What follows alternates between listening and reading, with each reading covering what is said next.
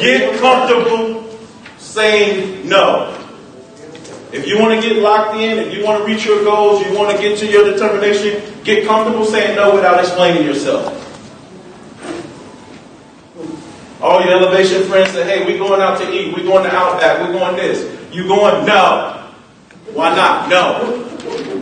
And if you want to explain yourself, tell them, hey, I got something I'm working on. So that $50 I'm going to spend at Outback today, I'm going to buy my domain for my website. I'm going to get my book cover design. You know why I'm going to get my book cover design? Because I want to put it before my eyes so I can produce it. Another biblical principle. Like I said, Jacob put it before their eyes, right?